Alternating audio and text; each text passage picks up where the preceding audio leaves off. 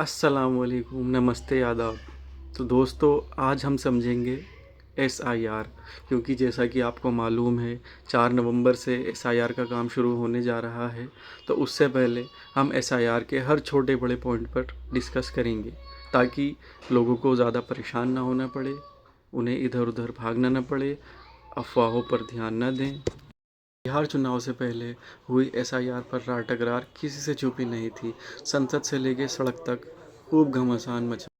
इसी बीच अब पूरे देश में स्पेशल इंटेंसिव रिवीजन एसआईआर फिलहाल देश के 12 प्रदेश में लागू होने के साथ साथ देश के सबसे बड़े सूबे उत्तर प्रदेश में भी इसकी शुरुआत हो चुकी है। चुनाव आयोग ने इसे वोटर लिस्ट का शुद्धिकरण भी कहा है। अब जान लेते हैं एसआईआर की टाइमलाइन। एसआईआर की टाइमलाइन 4 नवंबर से 4 दिसंबर तक बीएलओ आपके घर घर आएंगे, आपसे गणना फॉर्म भरवाएंगे, आपका एक पासपोर्ट साइज़ फ़ोटो और एक आईडी लेंगे और इस फॉर्म को भरने में बीएलओ आपकी पूरी मदद करेंगे और अपने आसपास के लोगों की, अपने आसपास के एरिया के सभी भाई बहनों की मैं भी पूरी मदद करूँगा।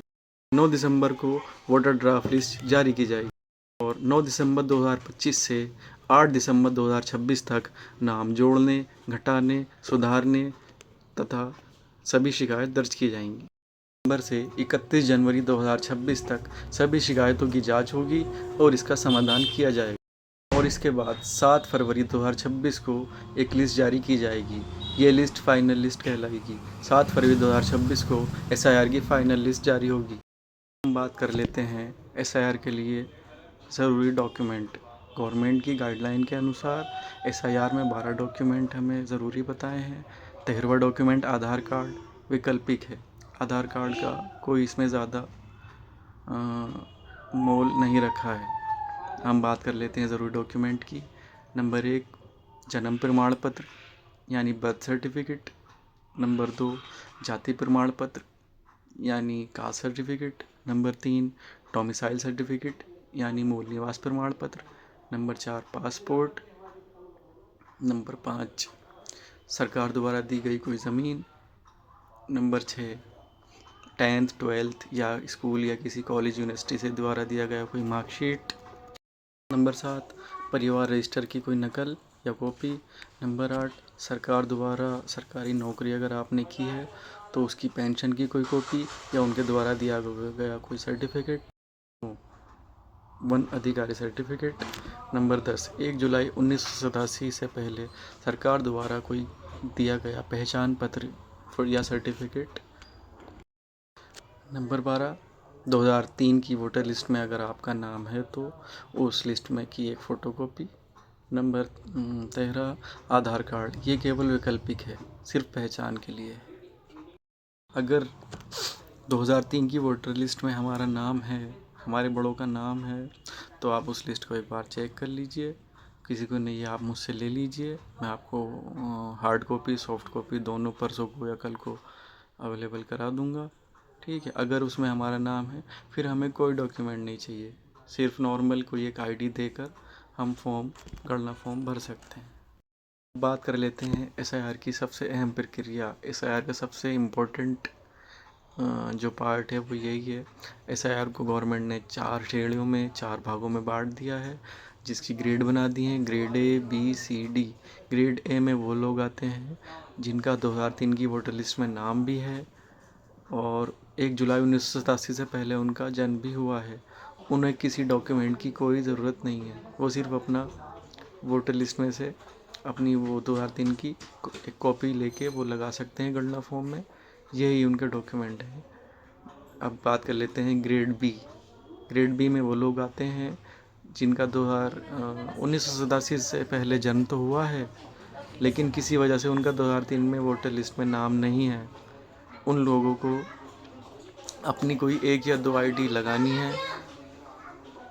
नंबर 3 1 जुलाई 1987 से 2 दिसंबर 2004 के बीच जिनका जन्म हुआ है, उनको एक अपनी आईडी के साथ साथ एक पेरेंट्स की आईडी यानी माँ या पिता में से किसी एक की आईडी फॉर्म पर लगानी है।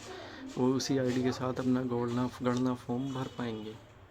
2 दिसंबर 2004 के बाद जिनका जन्म हुआ है उनको 3 डॉक्यूमेंट यानी 3 आईडियों की आवश्यकता है।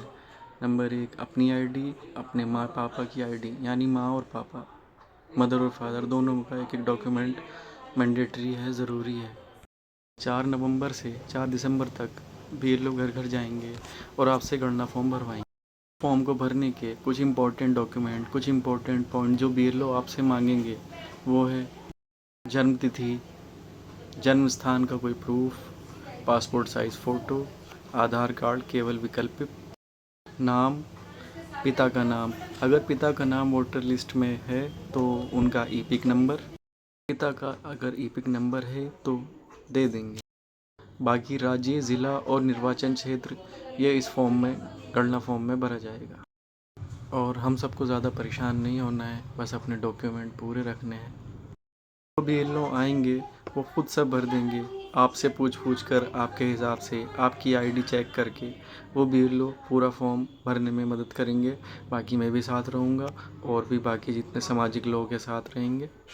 हम सबको मिलकर अपने वोट के अधिकार को सुरक्षित रखना है और अपने भाई बहनों, आस पड़ोस के पड़ोसियों, बस्ती के लोगों, विधानसभा के क्षेत्र में जितने लोग आते हैं अपने सभी की मदद करनी है, सबको बताना है, समझाना है और परेशान नहीं होना, भ्रमित नहीं होना, अफवाहों से बचना है। में सबसे अहम रोल जो चुनाव लड़ने के इच्छुक हैं वो निभाएंगे, जो चुनाव लड़ चुके हैं वो निभाएंगे, जो इस टाइम निर्वाचित हैं वो निभाएंगे। उसके बाद जितने भी सामाजिक लोग हैं सब एक दूसरे की मदद करेंगे। बाकी किसी को भी कोई भी दिक्कत आती है वो मुझे बता दें, मैं इससे जितना होगा मैं पूरी मदद करूँगा। किसी को फैमिली आईडी अगर नहीं है तो कल या परसों या 2 दिन बाद, 4 दिन बाद, जब उसका मन हो वो बनवा ले। अयाज़ भाई, सलमान, रोज़ घर घर फैमिली आईडी बना देंगे, आप जब कहोगे वो तब आ जाएंगे। बाकी आईडी आप अपनी खुद से तैयार रखिए, बनवाइए जन सेवा केंद्र पर जाकर। कोई आईडी अगर कम है या नहीं है आप मूल निवास ज़रूर बनवाइए। इसी के साथ मैं अपनी बात को ख़त्म करता हूँ। मैं रिक्वेस्ट करूँगा अपने सभी दोस्तों से, भाइयों से, बस्ती के लोगों से, वीडियो को शेयर करें ताकि ये जानकारी ज़्यादा से ज़्यादा लोगों तक पहुँच जाए। परसों को 4 नवंबर से एसआईआर का काम शुरू हो जाएगा। आप सब एक दूसरे की मदद करें, बीएलओ साहब की मदद करें और कहीं आस पड़ोस में ऐसे भी लोग हैं जो पढ़ नहीं पाते, समझ नहीं पाते, उनका फॉर्म अपना खड़े होकर, उनके पास खड़े होकर भरवाएँ और उनकी मदद करें। ठीक।